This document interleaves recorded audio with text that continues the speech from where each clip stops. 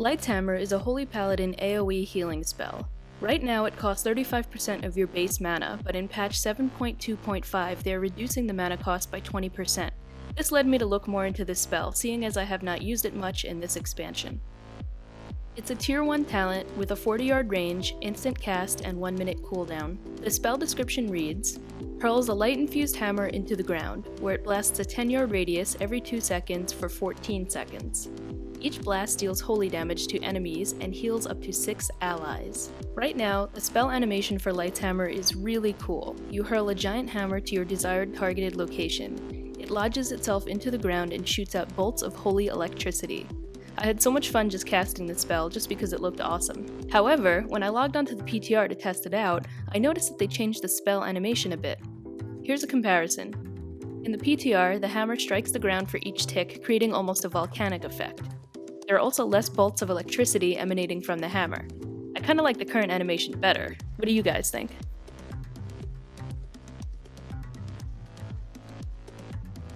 Anyway, let's break down the actual spell further to see how it does. All of these tests were conducted on the PTR public test realm for patch 7.2.5. In terms of AoE healing, it's a 10-yard radius that heals every 2 seconds for 14 seconds, basically 7 heals total over time. Each tick of my Light's Hammer heals my test dummy target for on average somewhere between 33,000 to 40,000 non-critical heals. Adding up to the 7 ticks, this is a total healing of about 231,000 to 280,000, not counting critical heals, over the 14 seconds. Oh, and if you're checking your combat log, the spell is called Arcing Light. A good thing to note is that this works synergistically with beacon targets as well, as pointed out by my guildmate. So, not only will this add a nice boost to your AoE healing, but as a bonus your beacons will also benefit from this spell. To really up your group healing, I'd recommend giving Light's Hammer a try with Beacon of Virtue and see how you like the increase in group healing. If you time it right, you can cast Beacon of Virtue twice within Light's Hammer's duration. Let's compare Light's Hammer to something like the Resto Druid spell Efflorescence. Efflorescence costs 21.6% base mana, has a 40-yard range, instant cast with no cooldown. The spell description reads, restores health to 3 injured allies within 10 yards of the initial target every 2 seconds for 30 seconds. So, just by comparison, Efflorescence can be kept up for an entire boss battle, seeing as it has no cooldown. Light's Hammer has a 1-minute cooldown, but the Efflorescence heal ticks for less and only affects 3 players. Light's Hammer heals up to 6 players. It has the longevity in smaller bursts of healing, where Light's Hammer has larger heal ticks over a shorter amount of time. Additionally, Efflorescence is only a healing spell, whereas Light's Hammer does both damage and healing. Now, let's talk about the damage of this spell. Each tick deals about 9,500 non-critical damage to this test dummy target, and about 181,000 critical.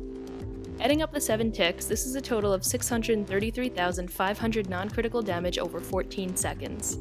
And if you somehow got all crits, 1.2 million damage over 14 seconds. Compare this to Consecration when I'm in Holy Spec, it deals about 26,300 non-critical damage over 8 seconds. Now the thing is, there's no cooldown on my Consecration, so I can constantly have this up.